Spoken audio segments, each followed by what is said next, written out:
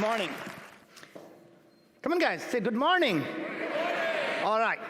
So, if you imagine that we live in the world where things are happening, the amazing things are happening, and we're living in a decade of probably the biggest innovations that will ever happen.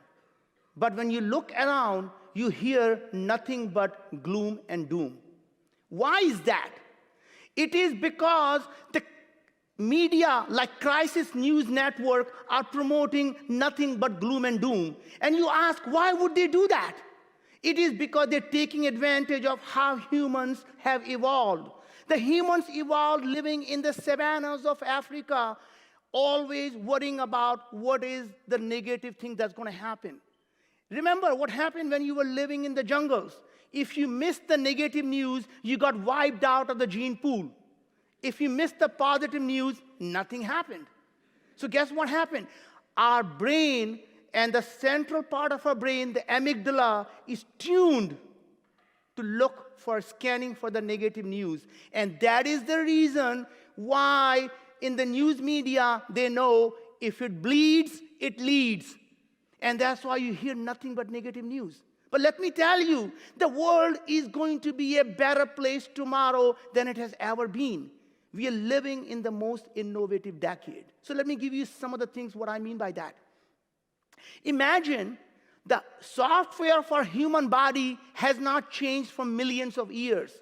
Now we are at the cusp of able to rewrite the software of a human body. So imagine when we were growing up, millions of years ago, we used to get food every so often, and the body evolved to store the fat. And guess what happens? When you have McDonald's in every corner, your body doesn't know that. It still thinks just because you had a big lunch, it doesn't know you're going to have an even bigger dinner. But it stores that food. Now, what if you can rewrite that software to tell the body, don't worry, I had a big cheesecake and I'm going to have a whole pie in the evening. Don't store anything. Right? And now that is going to be possible. In fact, they have an editing technology called CRISPR-Cas9, that's able to edit the DNA and modify actually how you live. So it's in vivo, in your body, you're able to change your genes completely. In fact, they have the new technology called CRISPR-CPF1, that's a single-stranded RNA that's able to modify your genes. I think the phenomenal things are going to happen.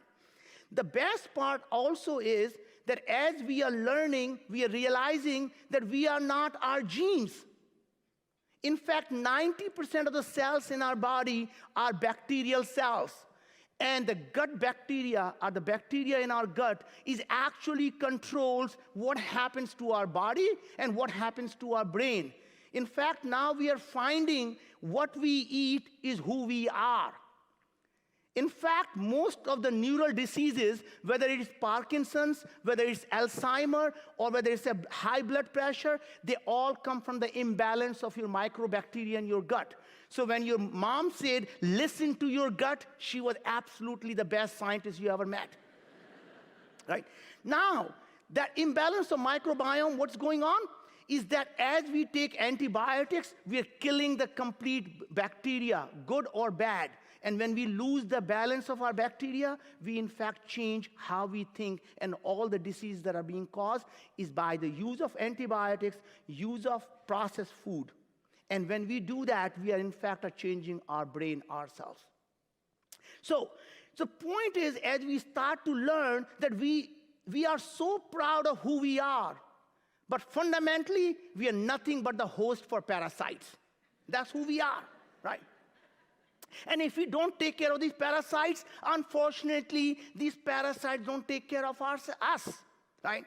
So we're going to go out and essentially say, I am so proud of myself for being a host for these wonderful parasites, right? And I'm going to feed them well, and I'm going to listen to them. So it's very interesting that it is your gut bacteria that releases the enzyme that tells you when you're hungry. It releases the enzyme that makes you feel full. It says, hey, I've had enough, stop eating. So when bacteria is hungry, it tells you go and eat. When you say bacteria says I'm full, you stop eating. So think about that, what we do for ourselves. Now the thing that I was going to talk about mostly is the mindset. So fundamentally, the reason the societies are not changing or improving, there are two main things. If we can allow the societies to dream big, dream so big that people think you are crazy. So when you go out and tell someone what is it that you're going to be doing, and if they don't think you're crazy, then you're not thinking big. Unless you happen to be crazy, in that case, all bets are off. Right. And the second thing that you really have to do is take away the fear of failure. If you take away the fear of failure and you give people the power to dream, amazing things can happen. So how do you do that? We as humans have been programmed to think from the mindset of scarcity. Imagine we fight over the things that are in abundance. So once you can change your mindset from the mindset of scarcity to the mindset of abundance, you suddenly realize nothing but the potential you have rather than the things that can't be done. So think about it. What do we fight over? We fight over land. We fight over water. We fight over food. Now just think for a second. When we look at just in our solar system and we look down, the Earth is nothing but one pale blue dot, a tiny dot that no one can ever even see, and we fight over that space. What if going to any planet becomes as easily as going from here to New York? What if it becomes as easy to do? Do you still have a scarcity of land? The answer is no. In fact, we are finding the water is so in abundance in all over the solar system, there's plenty of water. So what is the mindset of scarcity when we think we are confined to be living on this blue dot? Once you take the mindset away that we could be living anywhere, that mindset of abundance changes everything. In fact, the mindset is simply controlled because we cannot think past the current. We cannot think of what is possible. Every single thing that we think is scarce, it can be created in abundance. So imagine, we live on a planet that's bathed in energy, 10,000 times energy just from the sun that we consume in all year. What if we can harvest that energy efficiently? And this is starting to happen. This is a problem that's no different than the early days. Our planet was filled of bauxite, but the aluminum was one of the most rare material. As you know, the Washington Monument, the top of the Washington Monument is made of aluminum, not platinum, not gold, because that was the most rare material they could have ever had. It was so difficult to extract aluminum at that time until the technology called electrolysis came about. And electrolysis made it so easy to take aluminum out of bauxite. Now imagine if we are able to convert the solar energy efficiently, we'll have more energy than we ever need. And once you have more energy, you can desalinate the water, you can have abundance of water. In fact, it's about thinking about what problem you're solving, and are you solving the core problem or not. Many of us here worry about the environment, and many of us worry about the fresh water. Now imagine, you can say there is plenty of fresh water, but there is still a lack of fresh water for human beings. Until you realize the half of the fresh water is used for agriculture. And what if you can change the agriculture to use aeroponic or aquaponics, are able to use very little water, then all that water essentially becomes available for humans. But imagine if you go a step further, and you see half of the agriculture is actually used to feed the cattle. And what if you are able to, instead of raising cattle, are able to use a stem cell for a cow and able to convert them into just the muscle tissue that we eat, and now you have a synbio factories, the biological factory that produce nothing but beef, and you don't need to raise cattle anymore. Now suddenly you realize the fresh water problem becomes a synthetic biology problem. And that kind of mindset is what allows you to create abundance of everything. And now you have plenty of fresh water for a human being, plenty of agriculture for a human being. So it's about how you think about the problem is able to solve, as an entrepreneur, the problem you're going to solve. So think about healthcare. How do you provide the abundance of affordable healthcare? By simply looking at the exponentially growing technologies. Today, the powerful sensors are not only becoming cheaper, they're becoming smaller. And in addition to that, another exponential technology is coming along is the abundance of communication and abundance of connections. And when you put them together, you'll be able to use the simple sensors that are really, really cheap in all over the world to be able to diagnose diseases better than the doctor.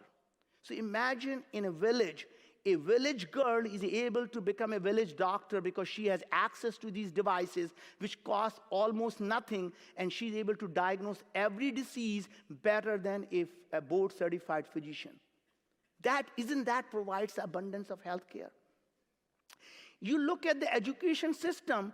Today, our education system is so broken. Isn't that right? Right? Now, what if I told you that our education system actually is not broken? It is doing exactly what it was designed to do. Our needs have changed. Our education system has become obsolete. It's not broken. It's like going to your grandpa who's using an old flip Nokia phone and say, "Grandpa, your phone is broken." And your grandpa says, "It does exactly what it was designed to do. I press the button, I dial, and it works." It sure doesn't play Angry Birds, but that's not what it's designed to do. Right? So point is, our education system are designed for the industrial society where you are able to learn certain skill and use that skill for the rest of your life. But guess what's happening? In the exponentially growing technologies, every skill that you learn becomes obsolete every 5 to 10 years. And when a skill becomes obsolete, what are you supposed to teach? You teach them how to learn. You teach them how to solve the problem. How do you apply the interdisciplinary approach to solve a particular problem? That means when you are in a class today and you are told to go out and solve a problem, and you start to work with your peer to get the right answer when you are in an exam, you know what they call? They call that cheating. Right? In the real world, they call that collaboration. Right? But also, we are told we are in the education system, here is the question, here are the 4 right answers. If you think there are 2 right answers, you are wrong. There is always 1 right answer. And we know in the real world, there's always more than 1 way of doing things. So we are taught to think in a way that kills the creativity. So what if we are told our students there is more than 1 way of doing the things and work together to solve the problem, and you're not learning the disciplines individually, but you're applying the interdisciplinary approach to solve a specific problem. That's how you create the abundance of education. I can go on how you can create abundance of food, how do you create abundance of energy. But the point is, you have to have a mindset that says nothing is impossible. When you start, any one of you who starts to think it is impossible, you know what happens? It becomes impossible for you, not for anyone else. Right? So, if I were to give you one single advice and ask you to make one single pledge, would you do that with me? Okay, stand up and make a pledge. I'm going to dream so big that people think I'm crazy.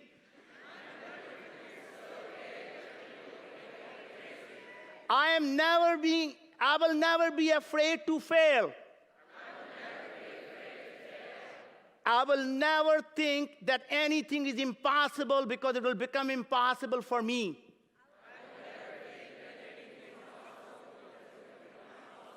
I will have a mindset of abundance and I'll never be thinking scarcity. Thank you very much, and this is what we call standing ovation.